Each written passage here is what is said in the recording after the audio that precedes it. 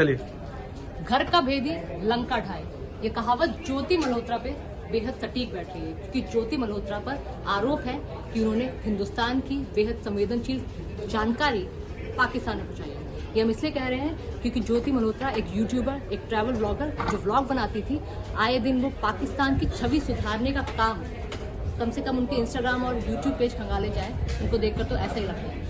नमस्कार दोस्तों, आप देख रहे हैं इंडियन न्यूज हरियाणा। मेरा नाम है आरती अमरावत। ज्योति मल्होत्रा नाम की एक आरोपी को गिरफ्तार किया गया है, उसके साथ साथ 6 और लोगों को गिरफ्तार किया गया है। आरोप ये है कि ज्योति मल्होत्रा, जो कि ट्रैवल ब्लॉगर है, उन्होंने हिंदुस्तान की खुफिया जानकारी पाकिस्तान तक पहुंचाई है। वो अपने कई वीडियोस, कई ब्लॉग में पाकिस्तान बॉर्डर को क्रॉस करती हुई दिखाई दी हैं और 2 साल पहले, साल 2023 में वो पाकिस्तान हाई कमीशन के दानिश के संपर्क में आई थी और दानिश से लगातार उनकी घनिष्ठता बढ़ती गई, जिसके बाद से दानिश तो अगर समझा जाए वो उनको जानकारी सौंपती थी। ऑपरेशन सिंदूर जो 7 मई को हिंदुस्तान की तरफ से प्रधानमंत्री नरेंद्र मोदी के नेतृत्व में अंजाम दिया गया, उसमें भी उसकी भी इंटेल देने का आरोप ज्योति मल्होत्रा पर है।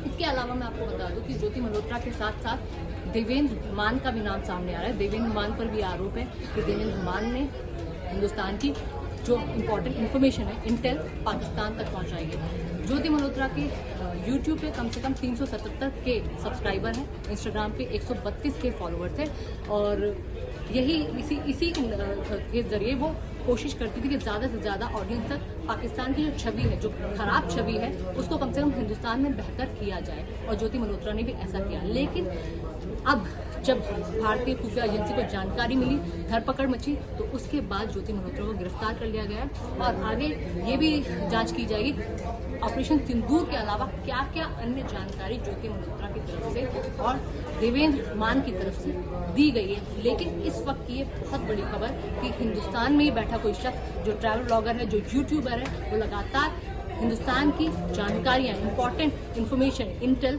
पाकिस्तान तक पहुंचा रहा है। जिस पाकिस्तान ने 22 अप्रैल को पहलगाम अटैक जैसा अंजाम किया, कम से कम 26 से 27 लोगों की जान चली गई।